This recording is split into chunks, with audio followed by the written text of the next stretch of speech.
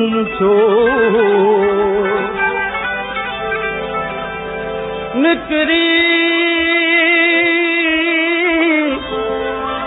निकरी गाना खा साईं सारो बंदर सुन थियो लंघे लाल हुसैन चवे लुड़वया लाखा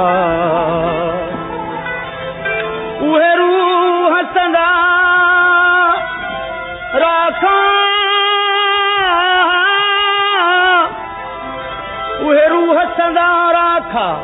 साल मोटी मुंह मिलन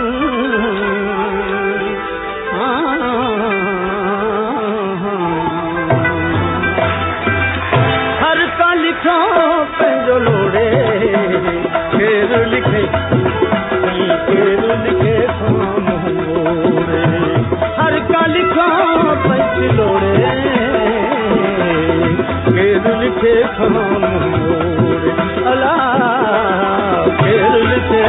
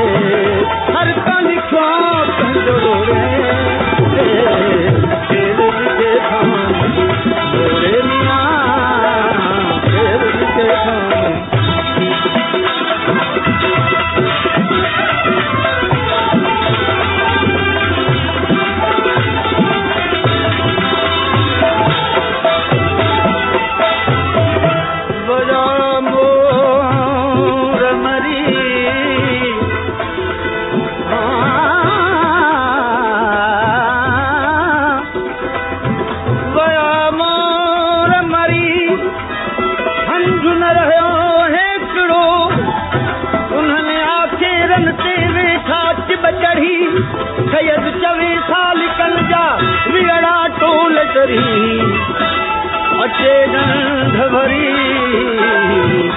दिल पूरन तां घेरन से हथ अंग अगे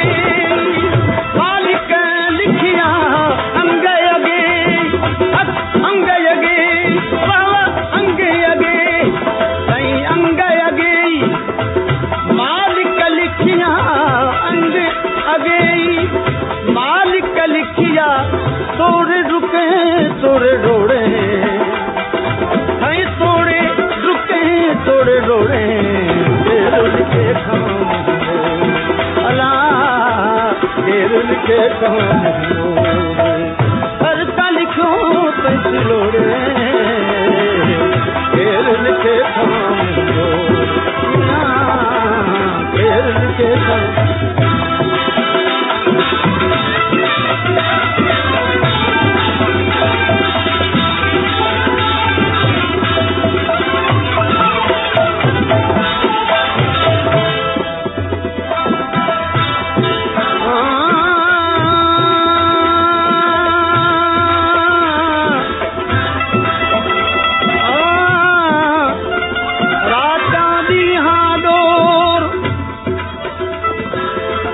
फरमाइन था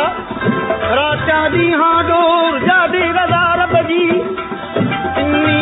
तारिकुन ठीक मुस्तकलैन किताब अल्लाह व इतरत अहले बैती ताराजी में तो सैयद पाक लतीफ जवे बैठी सगो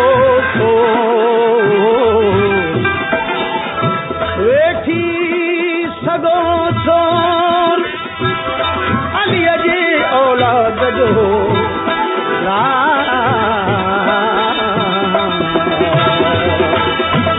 अंग